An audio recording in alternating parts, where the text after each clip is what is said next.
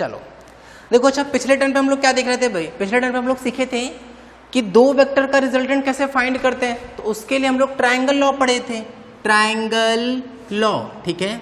अच्छा ये ट्रायंगल बना दिए, ठीक है, ट्रायंगल लिख नहीं रहे हैं।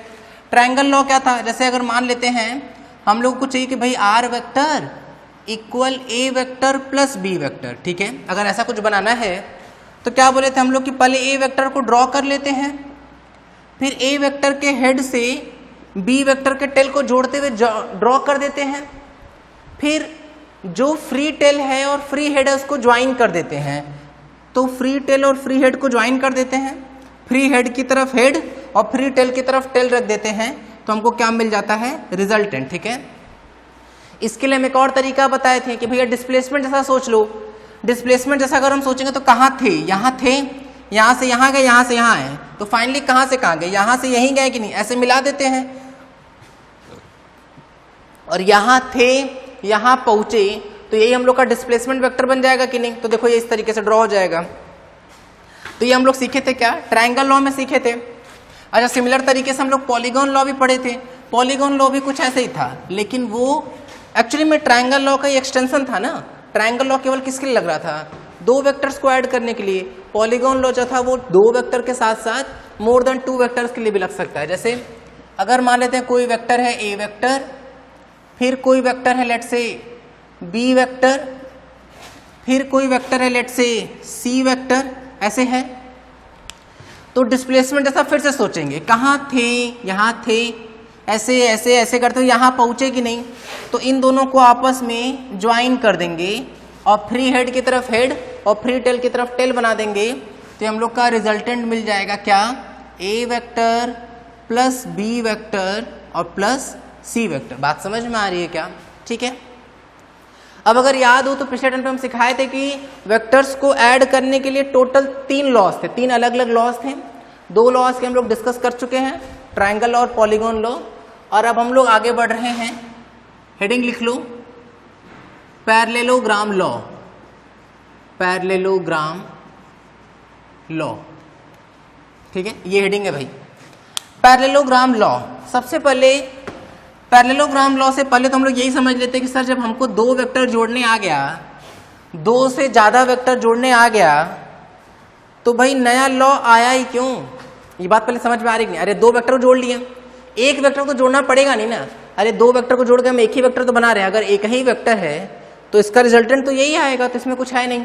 2 वेक्टर को जोड़ने आ गया, मोर देन 2 वेक्टर को जोड़ने आ गया, तो फिर इसका यूज क्यों पढ़ रहे हैं, इसका यूज इसलिए पढ़ रहे हैं ना क्योंकि पैरेललोग्राम लॉ हम लोगों को वेक्टर के एडिशन के साथ ही साथ 2 वेक्टर का सब्ट्रैक्शन भी दे देगा। मतलब अब थोड़ा दिमाग और बढ़ाएंगे।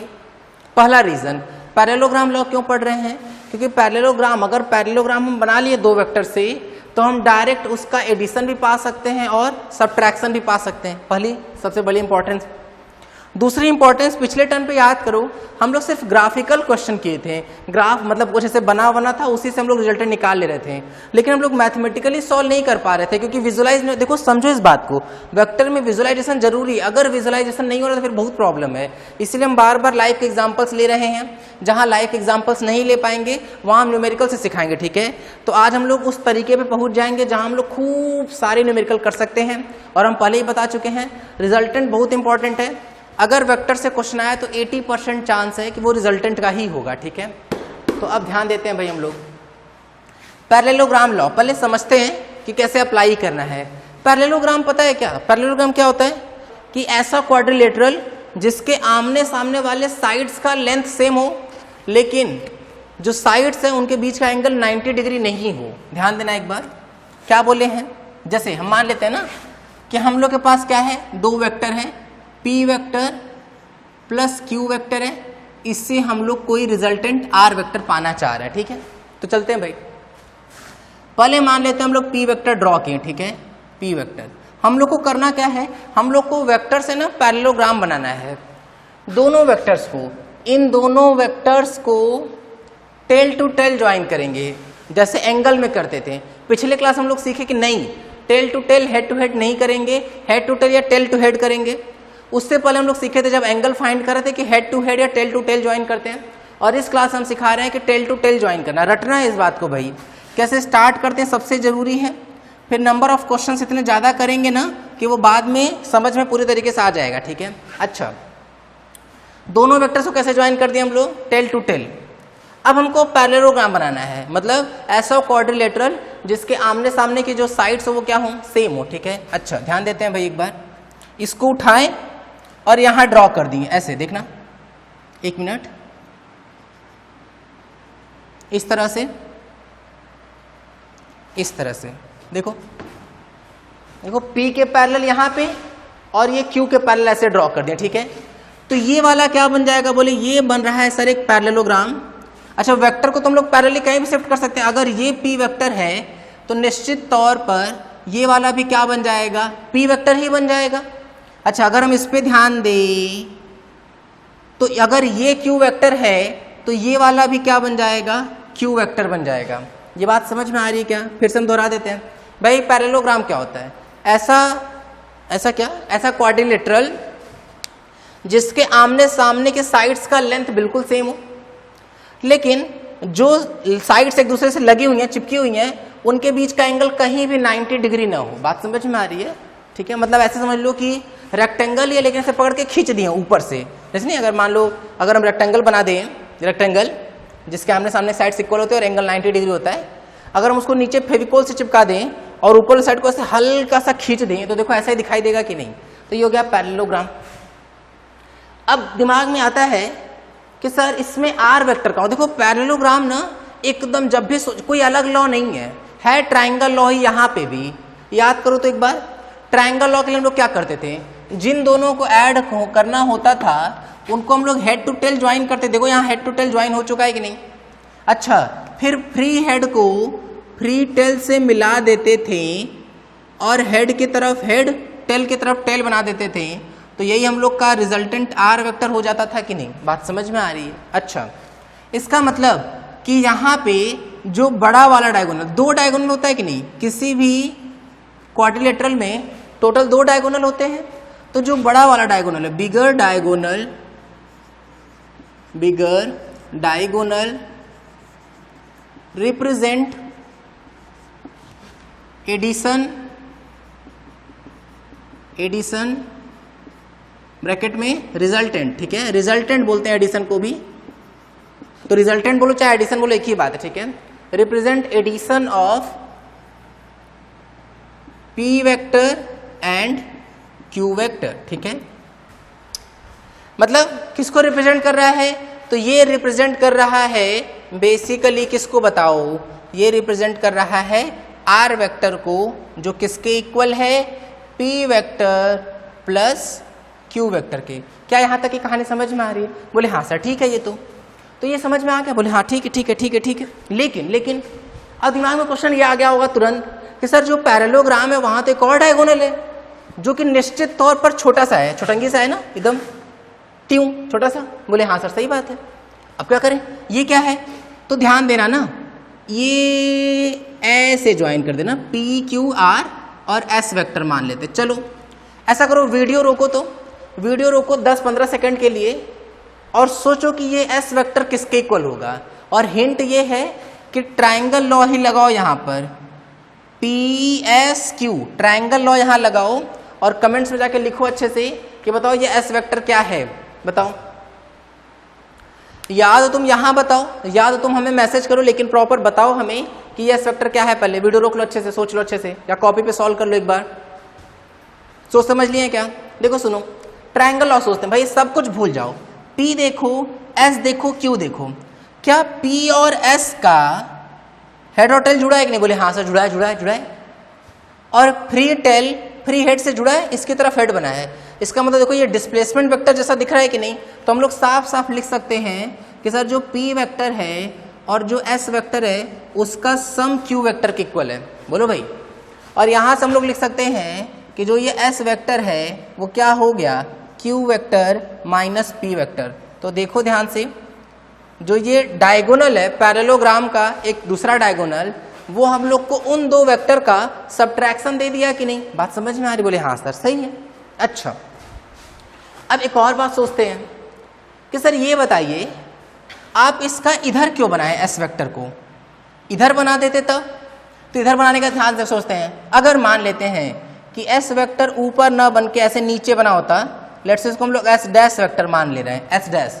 देखो साफ साफ दिख रहा होगा कि एस वेक्टर और S dash vector opposite vector, याद है टाइप ऑफ वेक्टर में सिखाए थे, अपोजिट वेक्टर और नेगेटिव वेक्टर, जिनका मैग्नीट्यूड सेम होता है लेकिन डायरेक्शन अपोजिट होता है। देखो एस वेक्टर का डायरेक्शन ऊपर की तरफ है, जबकि एस डैश का डायरेक्शन जो है वो नीचे की तरफ है। तो सोचते हैं भाई, चलो एस डैश पी और क्यू में फिर से एक बार रिलेशन सोचो तो 10 सेकंड के लिए वीडियो रोक के सोच लो, अच्छे से सोच लिए क्या। देखो सुनना ध्यान से भाई, अगर हम लोग बहुत सही से देखो तो देखो क्यू वेक्टर है, फिर एस डैश वेक्टर है, और देखो जो फ्री टेल फ्री हेड है उसको हम लोग ज्वाइन किए, देखो ना पी वेक्टर, देखो डिस्प्लेसमेंट वेक्टर जैसा दिख रहा है।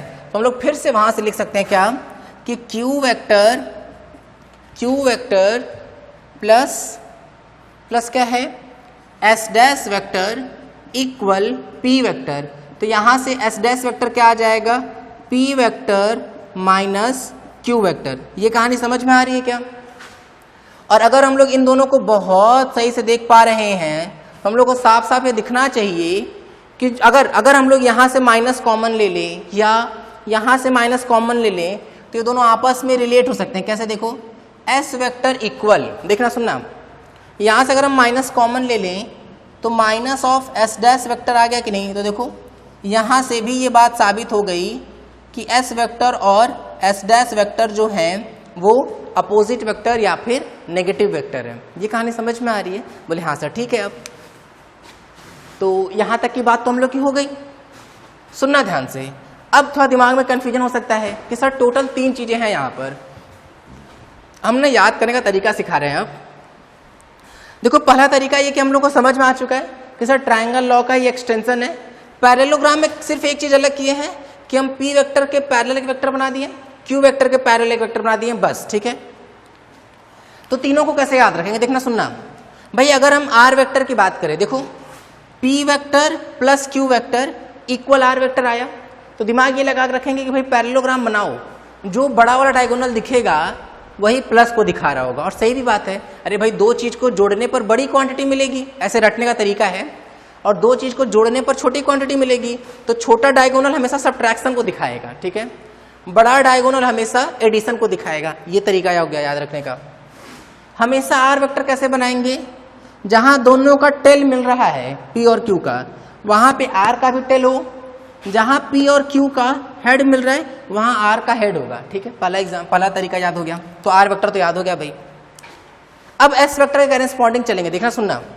एस वेक्टर ये है क्या, ये रहा एस वेक्टर, तो ये है दोनों छोटे डायगोनल, तो एस वेक्टर और एस डैश वेक्टर दोनों मिलके दे तो सब्ट्रैक्शन ही रहे हैं, बस ये याद रखना कि कौन में से किसको घटाना है, ठीक है।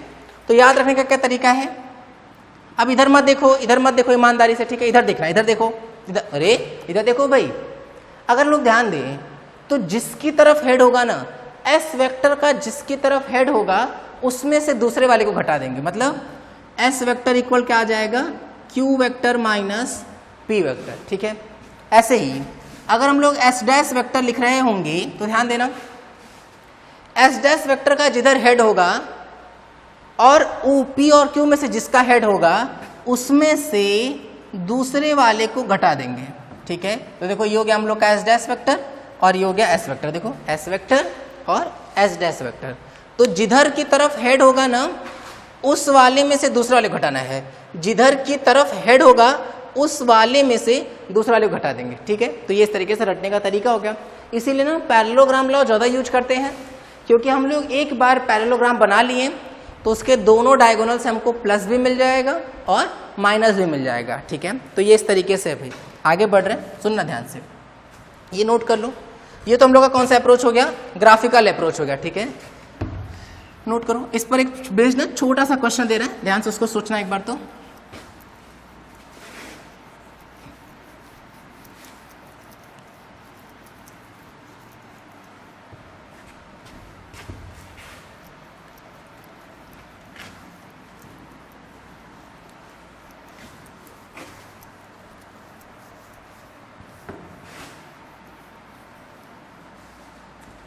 देखो इधर ध्यान दो एक बार, मान लो हम लोग बोले, क्वेश्चन है if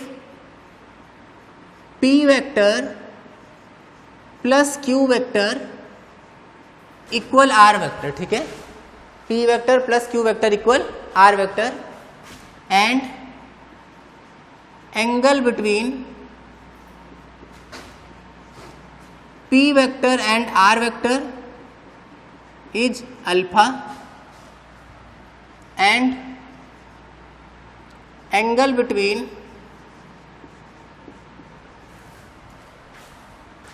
Q vector and R vector is beta. P और Q R दे रहा है अगर, और एंगल किसके बीच में, P और R के बीच में कितना है अल्फा, Q और R के बीच में कितना है बीटा, देन इफ क्या बताओ, if P greater than Q। अच्छा ये बताओ, अगर हम केवल P लिख रहे हैं केवल, तो ये क्या बता रहा होगा, बोले सर याद करते हैं, अगर P वेक्टर ऐसे लिखा है तो ये क्या बता रहा है, ये मैग्नीट्यूड को भी बता रहा है और किसको बता रहा है बताओ, बोले सर ये इसके साथ साथ डायरेक्शन को भी बता रहा है। लेकिन अगर हमको P लिखा हुआ है, केवल P लिखा है या फिर मॉड में P वेक्टर लिखा है, तो ये किसको रिप्रेजेंट कर रहा है, बोले सर ये तो मैग्नीट्यूड को रिप्रेजेंट कर रहा है, ये बहुत पहले बता चुके हैं, ये सब बातें ख्याल रखनी है भाई, ठीक है।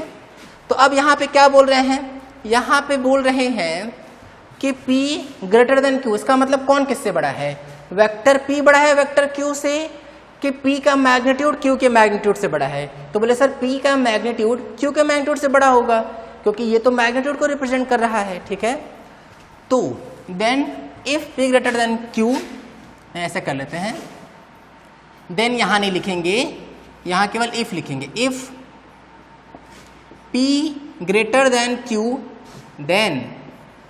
देन पहला option alpha greater than beta, second option beta greater than alpha, third option alpha equal beta, fourth option कि सर कुछ तो है लेकिन हम लोग को नहीं आ रहा, नहीं तो सर कुछ तो है ऐसा, ठीक है।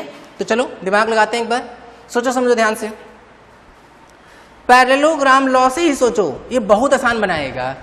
P और Q जैसे हम पिछला फिगर बनाया था ना उसी तरह से बनाओ, लेकिन क्या रखना केवल कि जो P का, अच्छा मैग्नीट्यूड किससे रिप्रेजेंट करता है, मैग्नीट्यूड बताता है कि कितना बड़ा लेंथ होगा, तो P वाले का लेंथ बड़ा रख लेंगे और Q वाले का लेंथ क्या रख लेंगे छोटा, और फिर ये ऑप्शन चेक कर लेंगे। चलो भाई ट्राई करो तो एक बार, ऐसा करते हैं, फिगर बनाने में टाइम लगेगा लेट से 2 मिनट, 1 मिनट सोचने में, 3 मिनट के लिए वीडियो रोको और क्वेश्चन ट्राई कर लो। तो कर लिए क्या ट्राई, देखना सुनना ध्यान से भाई, बहुत इंपॉर्टेंट क्वेश्चन है, इंपॉर्टेंट। कहाँ क्वेश्चन पूछा गया है भाई, ये क्वेश्चन SC वर्मा में भी है और हम लोग कई सारे मॉडल पेपर अगर हम लोग सॉल्व करेंगे तो उसमें भी मिल जाएगा, ठीक है। इंपॉर्टेंट बात भाई, सुनते हैं समझते हैं, एक बार सॉल्यूशन पे आते हैं ना। वैसे तो कई बार इसको लोग फॉर्मूले से सिखाते हैं, लेकिन हम इसको बहुत फंडामेंटल तरीके से सिखाने की कोशिश कर रहे हैं। अगर पैरेललोग्राम लॉ समझ में आ गया है ना तो एकदम आसानी से बनेगा ये। देखते हैं भाई क्या करते हैं, पहले हम लोग को P बड़ा रखना है ना, तो इसको आसानी से समझ में आ जाए ना, इसलिए P को बहुत बड़ा रख लेते हैं, P वेक्टर को बहुत बड़ा, Q वेक्टर को एकदम छोटू सा रखना है, छोटू सा, ठीक है। अच्छा भाई P के पैरेलल एक वेक्टर ड्रॉ कर लेते हैं, P वेक्टर के पैरेलल, P वेक्टर के पैरेलल, ठीक है, Q के पैरेलल, ये ऐसे हो गया क्या, ये हो गया हम लोग का कौन सा वेक्टर, P वेक्टर, ये कौन सा वेक्टर, Q वेक्टर। अब देखते हैं, फ्री हेड को फ्री 12 से ज्वाइन कर दे रहे हैं, वो भी किस तरह से, इस तरह से कि जहां दोनों का टेल मिला है वहां रिजल्टेंट का टेल, जहां दोनों का हेड मिला है वहां रिजल्टेंट का हेड रख देते हैं। देखना ये इस तरह से बन जाएगा, कुछ सही बन रहा है क्या, 1 मिनट, हाँ ठीक है।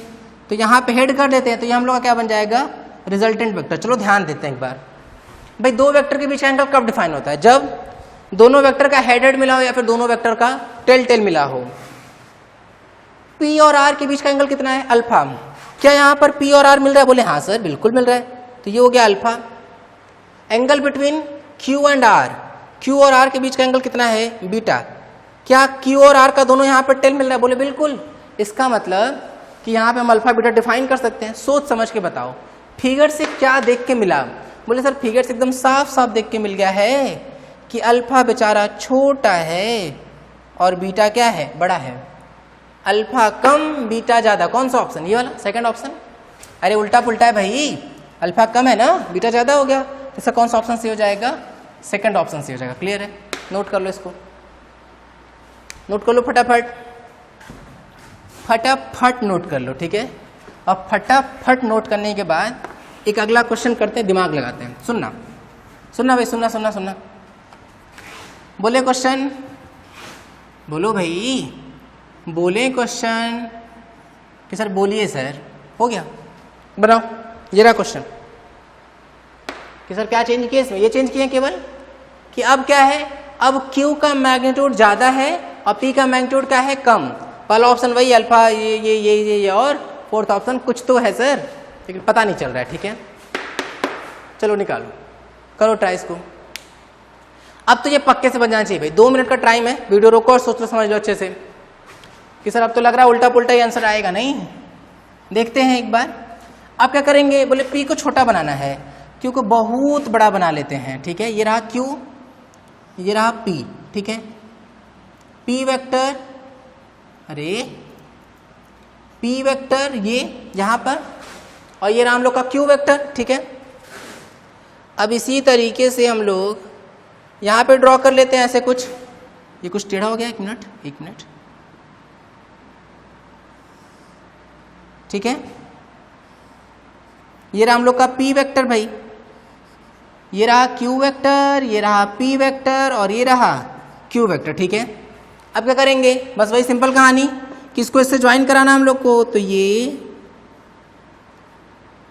देखना,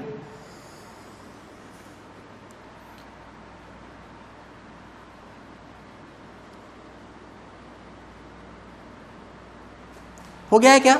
बस ये हम लोग का क्या मिल जाएगा? रिजल्टेंट वेक्टर R वेक्टर, ठीक है। P और R के बीच का एंगल कितना है? अल्फा है। R और Q के बीच का एंगल कितना है? बीटा है। एकदम साफ साफ देख के पता चल रहा है कि अल्फा की वैल्यू ज़्यादा है और बीटा की वैल्यू क्या है? कम है। तो यहाँ से कौन सा ऑप्शन से हो जाएगा? फर्स्ट ऑप्शन से हो जाएगा, ठीक है। तो यहाँ से एकदम मोस्ट इंपॉर्टेंट बात पता चली, क्या? कि जिस वेक्टर का मैग्नीट्यूड ज़्यादा होगा रिजल्टेंट उसकी तरफ झुका हुआ होगा। सही भी बात है ना। जैसे ऐसे सोचो, दिमाग लगाना एक बार ना। जैसे अगर हम बोले, वैसे तो ये प्रैक्टिकल में तुमको बहुत बार समझाएंगे भी, लेकिन फिर से एक बार देख लो। जैसे मान लो कि हम ऐसे खड़े हैं यहाँ पर, कि कोई आया, कोई 2 लोग हैं जो हमको खींच रहे हैं। कोई एक इधर से हमको खींच रहा है, 50,000 न्यूटन का फोर्स लगा दिया, ठीक है, 50,000 न्यूटन का। और कोई इधर छोटा सा बच्चा आ गया और जो हमको 10 न्यूटन के फोर्स से खींच रहा है। तो भैया ऑब्वियस सी बात है कि हम 50,000 न्यूटन वाले की तरफ घूम जाएंगे, खींच जाएंगे। क्यों? क्योंकि जो नेट हुआ, नेट जो रिजल्टेंट हो रहा है वो इसकी तरफ आ रहा है कि नहीं? बोले हाँ सर ऑब्वियस सी बात है, क्योंकि इधर का मैग्नीट्यूड बहुत ज़्यादा है। तो देखो यहाँ पे भी वही चीज़ मिल रहा है भाई, जिसका मैग्नीट्यूड बहुत ज़्यादा होगा रिजल्टेंट उसकी तरफ भाग जाएगा कि नहीं? अगर रिजल्टेंट उसकी तरफ भाग जाएगा तो ये वाला एंगल कम हो जाएगा ना। सोचो अगर P बहुत ज़्यादा होता, Q बहुत कम होता, तो जो नेट रिजल्टेंट है वो उसकी तरफ भाग गया था कि नहीं? इसीलिए P और R के बीच में जो एंगल था वो क्या था? काफ़ी कम था, ठीक है। तो इस बात को एकदम अच्छे से दिमाग में बैठा लो कि अगर 2 वेक्टर का एडिशन करते हैं, उसमें से किसी एक का मैग्नीट्यूड अगर बहुत ज़्यादा होगा तो उसके साथ रिजल्टेंट का एंगल बहुत कम आएगा। जैसे ये हम इंपॉर्टेंट बात करके लिखा रहे हैं, if P vector plus Q vector equal R vector and P greater than Q, then alpha will be less than beta, जो कि पिछले एग्जाम्पल में आया था। ये पहला केस हो गया। सेकेंड केस क्या है कि अगर P छोटा हो लेकिन Q बड़ा हो, तो उस केस में क्या हो जाएगा कि अल्फा ज़्यादा हो जाएगा और बीटा क्या हो जाएगा? कम। मतलब बस क्लियर याद रखो कि जिस वेक्टर का मैग्नीट्यूड ज़्यादा होगा रिजल्टेंट उसकी तरफ झुक जाएगा। Q का मैग्नीट्यूड ज़्यादा तो एंगल कम, उसकी तरफ भाग गया। P का मैग्नीट्यूड ज़्यादा होता तो रिजल्टेंट उसकी तरफ भाग जाता, ठीक है। तो नोट कर लो इसको। अब आगे बढ़ रहे हैं। ये बात तो होगी हम लोग की भाई यहाँ तक। अब सुनना ध्यान से, थोड़ा आगे बढ़ते हैं। अभी तक हम लोग क्या सीख रहे थे? अभी तक हम लोग 2 वेक्टर के एडिशन का ग्राफिकल अप्रोच सीख रहे थे कि कैसे ग्राफिकली हम उसको ड्रॉ कर पाएंगे, ठीक है। अब हम लोग किस पे आ रहे हैं, अब हम लोग उसके मैथमेटिकल अप्रोच पर आ रहे हैं, ठीक है। तो हेडिंग लिख लो, हेडिंग मैथमेटिकल फॉर्मूला। अब इसे खूब सारे न्यूमेरिकल करते हैं, ठीक है। और ये इस चैप्टर में तो थोड़ा बहुत कमी आएगा, लेकिन आगे के चैप्टर्स में इस फॉर्मूले का यूज बहुत ज़्यादा है, ठीक है। तो बहुत बार इस फॉर्मूले को यूज करते हैं और खूब कई बार इसका प्रूफ पूछा भी जा चुका है। जैसे अगर हाफ ईयरली एग्जाम होता है ना, तो हम चलो मतलब एक बहुत बड़ा गेस कर रहे हैं तुम्हारे साथ कि अगर मान लो हाफ ईयरली पेपर कोई भी टीचर लेट से हम भी कोई भी टीचर अगर पेपर बना रहे होते हैं ना, तो ये जो प्रूफ अब हम कराने जा रहे हैं वो जरूर देते, तो बहुत इंपॉर्टेंट है भाई, भयानक इंपॉर्टेंट, ठीक है। चलो सुनना, हेडिंग लिख लो, mathematical formula, mathematical formula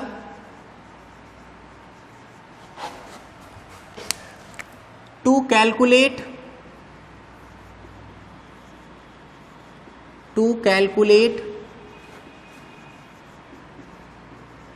resultant, ठीक है।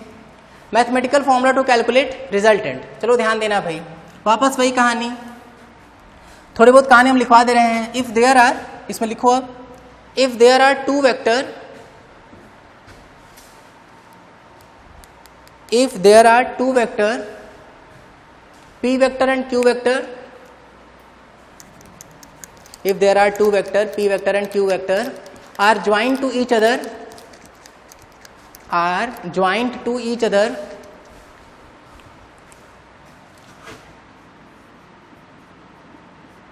to find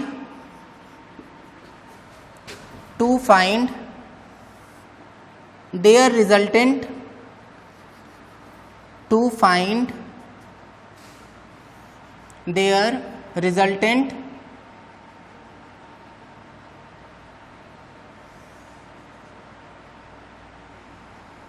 r vector,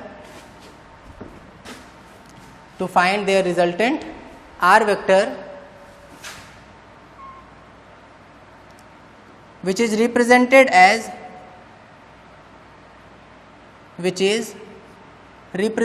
as लिख लो ये r vector equal p vector plus q vector, r vector equal p vector plus q vector. हो गया क्या ये? देखना भाई, सिंपल कहानी है, जैसा अभी तक हम लोग करते आ रहे थे वैसा ही करते हैं, ठीक है ना। अच्छा, एक और चीज लिख लो उसमें, इफ एंगल बिटवीन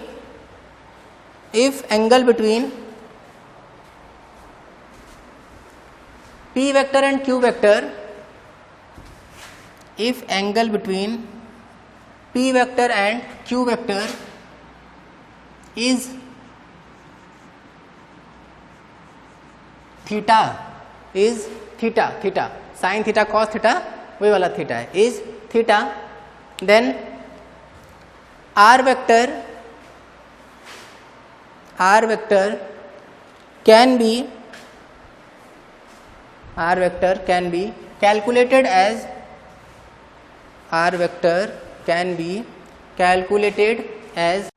अब हम लोग कैलकुलेशंस पे आते हैं कि भाई आर वेक्टर के कैलकुलेशन पे कैसे क्या फॉर्मूला है। आर वेक्टर जो है वो P vector plus Q vector के इक्वल है। तो ध्यान देते हैं भाई, पैरेललोग्राम के लिए क्या कर रहे थे, पी और क्यू को इस तरह से ज्वाइन करते हैं, उनका टेल एक दूसरे से जुड़ा हुआ हो, फिर इनके पैरेलली दो वेक्टर ड्रॉ करते हैं, ये वेक्टर पी वेक्टर बन जाएगा और ये वेक्टर क्या बन जाएगा, क्यू वेक्टर। जहां दोनों का टेल मिला होगा और जहां दोनों का हेड मिला होगा, उन दोनों को आपस में ज्वाइन कर देंगे, ठीक है। तो उन दोनों को आपस में मिला दिए, एक मिनट,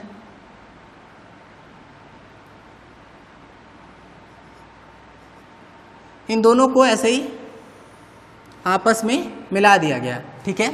ये इस तरीके से है भाई। अच्छा, ये हम लोग का कौन सा वेक्टर है, ये वेक्टर है क्यू वेक्टर, ठीक है। और ये वेक्टर क्या बन गया हम लोग का, बताओ, आर वेक्टर बन गया क्या? बोले हाँ सर सही बात है। अच्छा ये बात बताओ, तुम बताओ क्या ये P इस P के पैरेलल है कि नहीं? बोले हाँ सर है।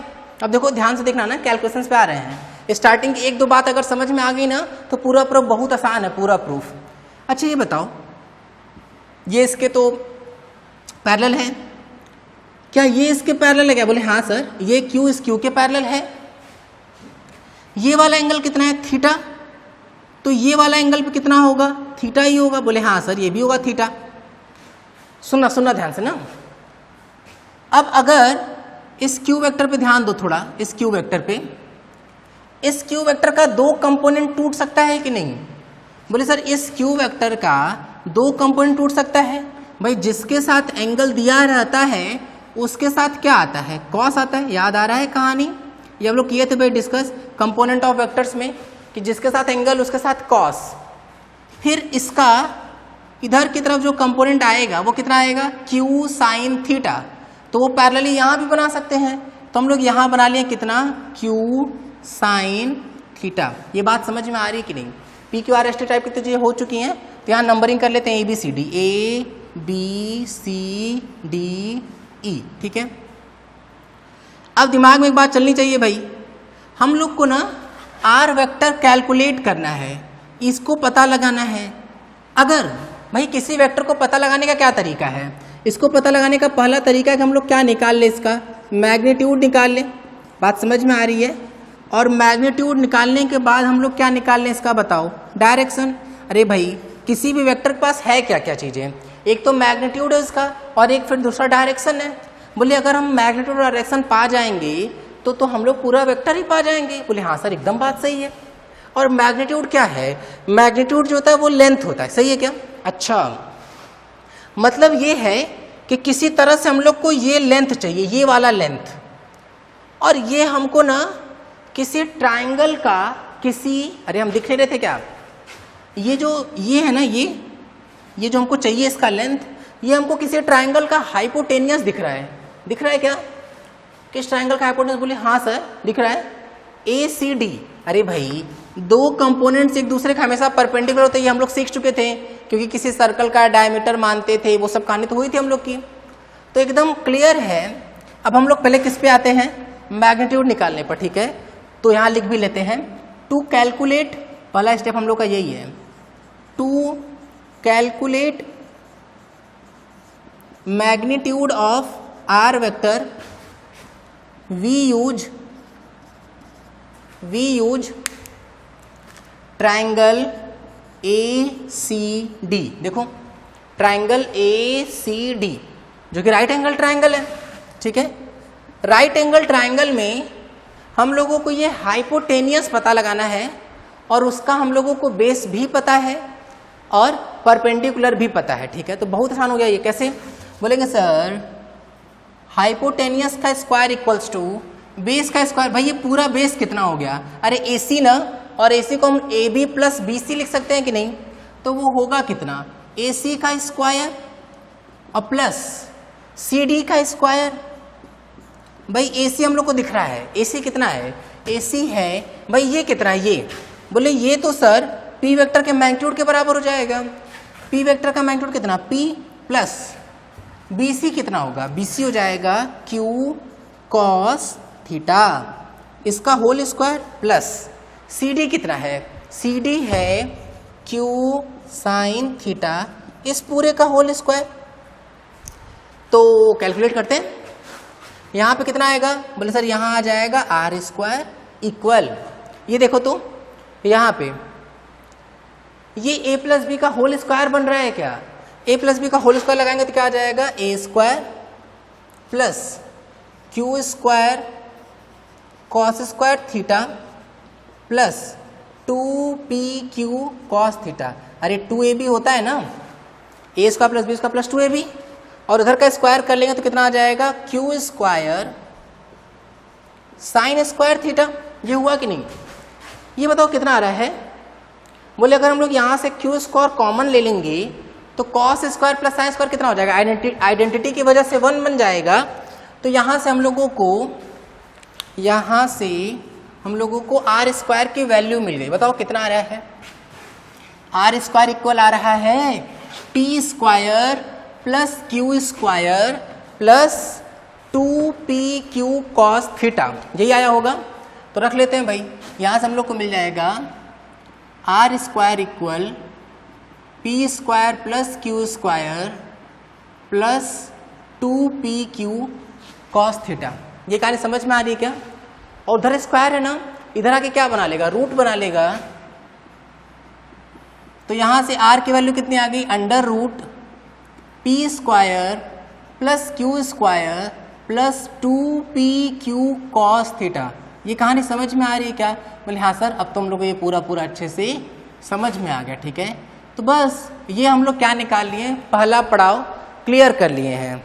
पहला पड़ाव क्या था? पहला पड़ाव था कि हमको उस रिजल्टेंट का क्या मिल जाए, मैग्नीट्यूड मिल जाए, जो कि मिल चुका है। ठीक है, अब क्या हमको कोई भी क्वेश्चन दिया जाएगा तो हमको किसी भी क्वेश्चन का अगर क्या पता हो, उन दोनों वेक्टर्स का मैग्नीट्यूड पता हो, उन दोनों वेक्टर्स के बीच का एंगल पता हो, तो हम उनके रिजल्टेंट का क्या बता सकते हैं, मैग्नीट्यूड बता सकते हैं डायरेक्ट, बिना कोई कुछ ड्रॉ हुआ किए। ठीक है, तो ये हुआ हम लोग का क्या, मैथमेटिकल फॉर्मूला। ठीक है, अच्छा बात ये हुआ कि सर अभी खत्म नहीं हुई कहानी, अभी तो डायरेक्शन पे भी बात करना है।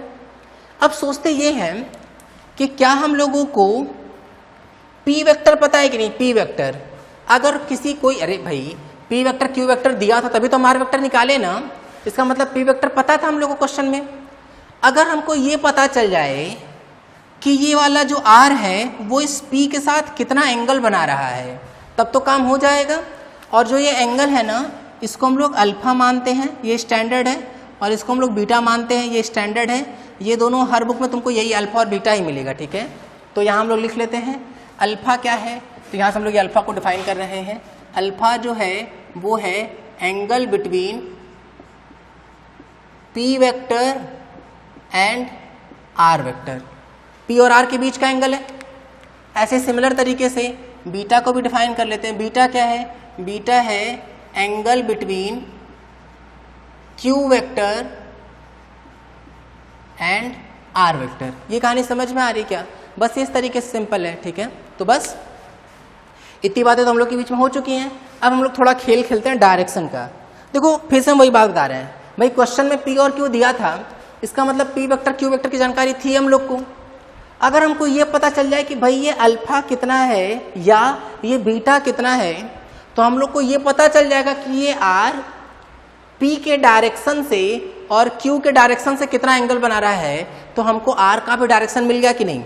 तुम ऐसे सोचो, जैसे मान लो हम तुमसे बोले कि राम, मान लेते राम हमारा नाम है, मान लेते कि राम जो है वो ईस्ट की तरफ चल रहे, इधर ईस्ट था ना, ईस्ट की तरफ चल रहे हैं, और कोई श्याम है जो राम से 37 डिग्री का एंगल बना के चल रहा है, तो हमको इस श्याम का डायरेक्शन मालूम हो गया कि नहीं, कि जो श्याम है वो ईस्ट से 37 डिग्री का एंगल बना के चल रहा है। इसका मतलब क्या हुआ, इसका मतलब ये कि अगर कोई ऐसा वेक्टर है जिसका डायरेक्शन हमको मालूम है, चाहे वो P हो चाहे वो Q हो, अगर हमको कोई तीसरा वेक्टर का डायरेक्शन निकालना है तो भाई बस उन दोनों वेक्टर में से किसी से भी एंगल निकाल लो, क्योंकि जो एंगल उस वेक्टर से बन रहा होगा वही एंगल उसके डायरेक्शन से भी बन रहा होगा कि नहीं। तो हम सिंपल लिख सकते हैं कि जो आर, जैसे मान लो P वेक्टर जो वो ईस्ट की तरफ है, तो हम बोलेंगे कि जो आर वेक्टर है वो ईस्ट से अल्फा एंगल बना रहा है, तो हमको अगर अल्फा मिल जाए या सिमिलर तरीके से बीटा मिल जाए तो काम हो जाएगा।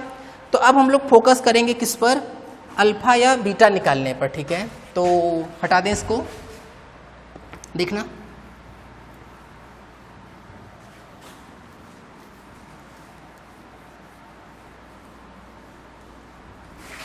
देखो भाई, वीडियो पॉज करके सब कुछ लिखते उठते रहो सब अच्छे से। अब हम लोग थोड़ा सा आगे बढ़ रहे हैं। सेकंड, इसका ना जो डायरेक्शन है ना, इसका बहुत कम यूज करते हैं, इसका खूब यूज करते हैं, खूब। इसीलिए जो डायरेक्शन वाला पोर्शन ना बहुत तेजी से भूलने लगेगा, इसलिए ना ये पोर्शन तुम अच्छे समझ के रखना पूरे। देखो, to calculate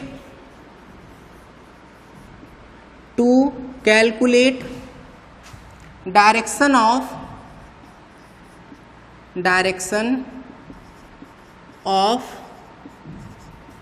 are vector we find alpha और बीटा बाई ट्राइंगल। ठीक है, ट्राइंगल से देखते हैं। चलो एक बार सोचो समझो ध्यान से। हम पूछे कि चलो बताओ tan अल्फा कितना, ध्यान सोचो, ट्राइंगल ACD में सोचो, ट्राइंगल ACD में क्या tan अल्फा दिख रहा है? बोले सर tan अल्फा जो होता है वो होता है परपेंडिकुलर अपॉन बेस। हम लोग को साफ साफ दिख रहा है परपेंडिकुलर कितना है? Q साइन थीटा, बेस ये पूरा कितना? P plus Q cos theta. समझ में आ रही है क्या कहानी? अच्छा, ये अल्फा क्या है? ये अल्फा है angle between P vector and R vector, ठीक है। अच्छा, तो अब ना हम लोग सिमिलरली tan बीटा भी लिखेंगे। ये पता है ना, tan ये SLY सिमिलरली होता है, नहीं पता है तो रट लेंगे, भाई सिमिलरली होता है ये चीज, ठीक है। अच्छा, अब थोड़ा ना tan अल्फा को एकदम ध्यान से देखो, एकदम ध्यान से देखते रहो, इतना ध्यान से देखो कि पूरा आंख से पानी वानी गिरने लगे। अरे ऐसा मत कर लेना भाई, देखो सुनो, ध्यान से देखने का मतलब तुमको ना फॉर्मूला सेट करना है। अच्छा ये बताओ, ये बीटा किसके बीच का एंगल है? ये बीटा जो है वो है angle between Q vector and R vector. बोले अच्छा सर, यहाँ था P और R के बीच का एंगल, वहाँ है Q और R के बीच का एंगल। देखो हम ट्रिक बता रहे हैं, याद रखना ना, कभी भूलेगा नहीं। ये ट्रिक है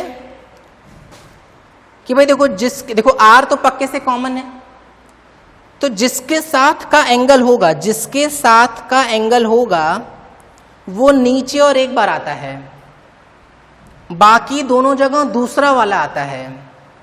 और tan होता क्या है? साइन बाई कॉस होता है कि नहीं?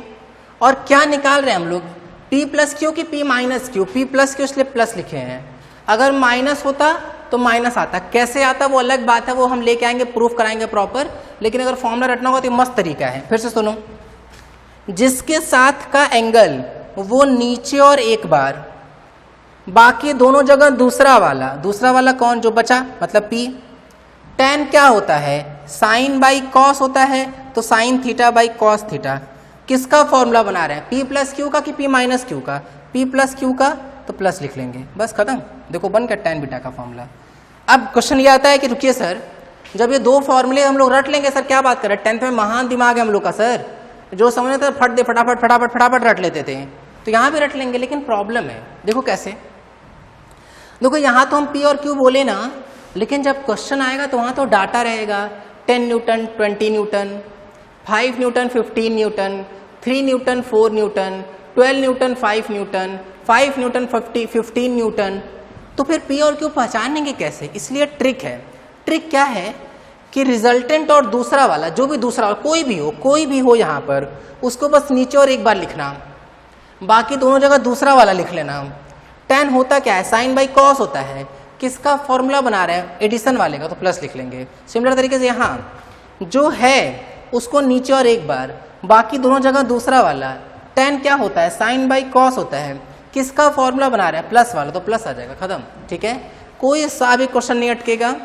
इस तरह का फॉर्मूला अगर सेट करके दिमाग में बैठा ले तो हो गया काम। ठीक है, तो यहाँ हम लोग क्या फाइंड कर लिए? इसका मैग्नीट्यूड। यहाँ क्या फाइंड कर लिए? डायरेक्शन। क्योंकि ये एंगल मिल जाएगा, तो जैसे एंगल मिल जाएगा तो हम P और Q से एंगल पता लग गया, मतलब R का क्या मिल जाएगा? डायरेक्शन मिल जाएगा। ठीक है, तो जहाँ क्वेश्चन देखो हमको एकदम क्लियर पता है भाई, और ये समझ में भी आ रहा होगा कि ये हल्का फुल्का थोड़ा कम समझ में आएगा, ये थोड़ा ज़्यादा समझ में आएगा। न्यूमेरिकल्स करेंगे ना तो क्लैरिटी बढ़ेगी, तो बिल्कुल परेशान नहीं होंगे। बस ये सीखते जाना कि हर अगले क्वेश्चन में, जैसे जो अभी मिस्टेक करोगे ना, वो अगले क्वेश्चन में मिस्टेक ना हो पाए। जैसे मान लो कोई क्वेश्चन करा, उसमें कुछ मिस्टेक किए, तो कोशिश ये करना कि जो मिस्टेक किए वो अगले क्वेश्चन में बिल्कुल ना हो। ठीक है, नई मिस्टेक होती रहे चलेगा, लेकिन पुरानी कोई मिस्टेक रिपीट नहीं करनी है भाई। ठीक है, तो गलती कर करके हम लोग सीखेंगे, खूब गलती करेंगे, खूब सीखेंगे। ठीक है, तो बिल्कुल परेशान नहीं होना है।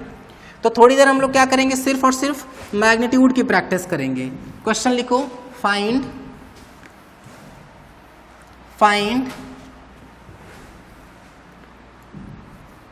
मैग्नीट्यूड, नहीं फाइंड, हाँ सही है, find magnitude of resultant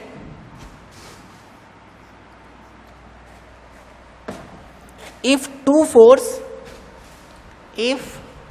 find magnitude of resultant if two force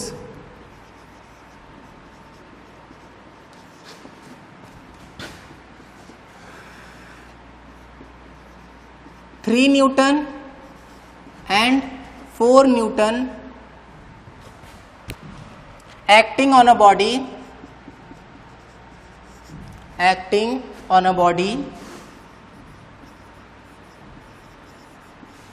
having angle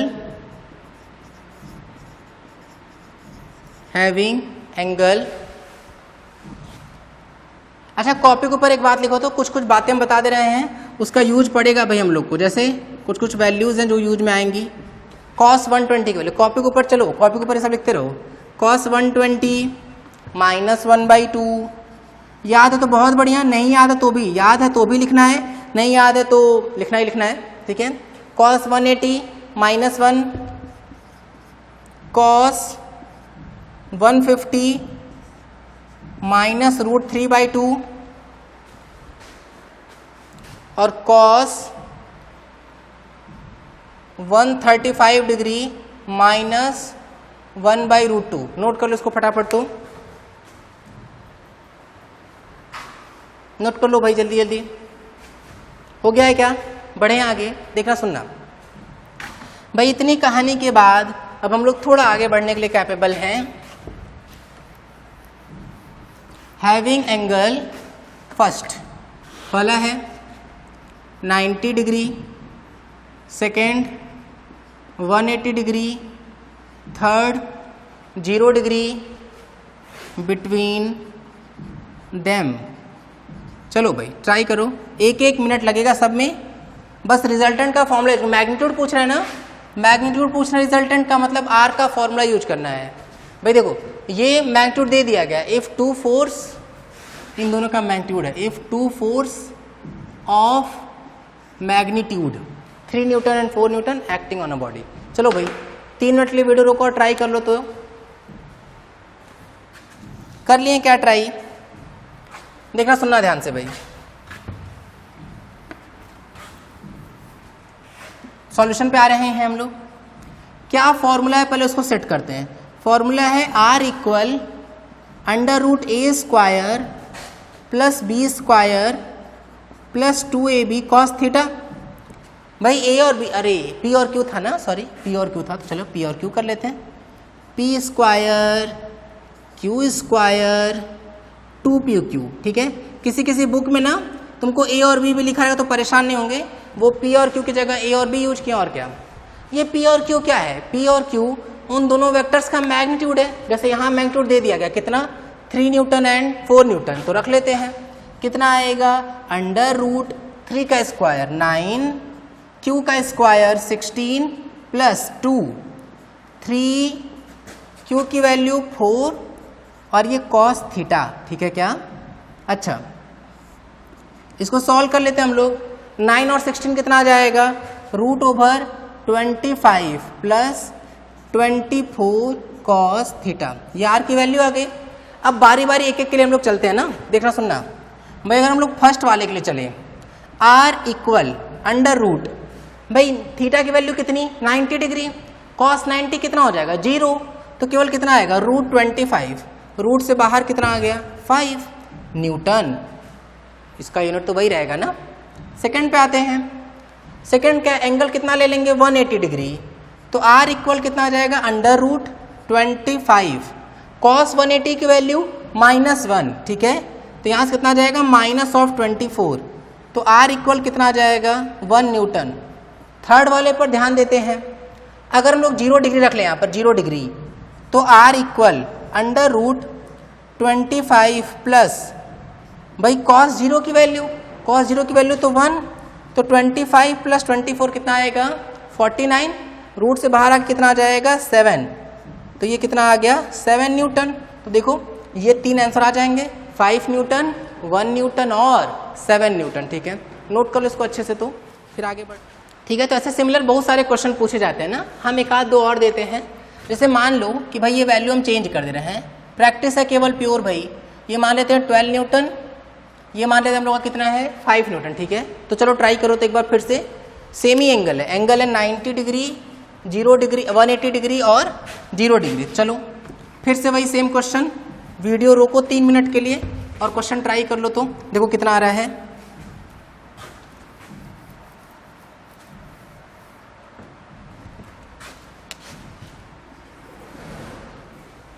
कर लिए क्या ट्राई? देखो सुनो ध्यान से भाई, हम इसके सॉल्यूशन पे आते हैं। फिर से वैसे ही कहानी, रिजल्टेंट का फॉर्मूला तो है ही हम लोग के पास, क्या है? Under root P square plus Q square plus 2pq cos theta. बात समझ में आ रही है क्या? बोले हाँ सर ठीक है। तो बस p और q की वैल्यू पता है, पुट करते हैं एक बार। तो यहाँ से r इक्वल, देखना सुनना, थोड़ा शॉर्टकट में करते हैं। 12 का स्क्वायर, स्क्वायर करना है ना, 144, और ये 5 का स्क्वायर 25, 144 और 25 कितना आ रहा है? 169, ठीक है। फिर प्लस p और q, 12 5 जा 60, 2 जा 120, क्या जाएगा? 120 कॉस थीटा।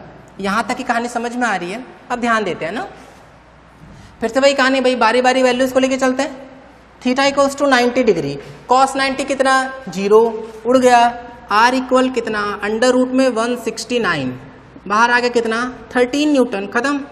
सेकेंड, थीटा की वैल्यू 180 डिग्री, कॉस 180 माइनस 1, तो आर इक्वल्स टू कितना आ जाएगा? अंडर रूट 169 माइनस 120, ये कितना आ रहा है? 49, रूट में से बाहर आएगा 49 तो 7 न्यूटन। थर्ड, 0 डिग्री, कॉस 0 की वैल्यू कितनी? 1, आर इक्वल 169 प्लस 120, ये कितना आ रहा है? रूट ओवर 289 आ गया क्या? अब यहाँ पे ये वैल्यू कितना आ जाएगा? ये वैल्यू आ जाएगा कितना? 17 न्यूटन। ये बात समझ में आ रही है? तो चलो बस करते हैं, बाकी नेक्स्ट टाइम पे हम लोग आगे बढ़ेंगे। देखो बस हम लोग इसकी प्रैक्टिस करनी है भाई, ठीक है, कि जितना ज़्यादा मैग्नीट्यूड का हम लोग कैलकुलेशन कर लेंगे अच्छे तरीके से उतना बेहतर होगा। तो फिलहाल बस करते हैं, बाकी नेक्स्ट टाइम पे हम यहाँ पे भी हम लोग किसका वेरिएशन दे रहे थे? एंगल का। फिर नेक्स्ट टाइम पे हम लोग रिजल्टेंट दे देंगे, तो फिर एंगल पता करना होगा, ठीक है। तो बस करते हैं, थैंक यू। वीडियो पसंद आया तो इस वीडियो को लाइक करें, हमारे चैनल फिजिक्स बिहाइंड एवरीथिंग को सब्सक्राइब करें और इस चैनल को सभी के साथ शेयर करें।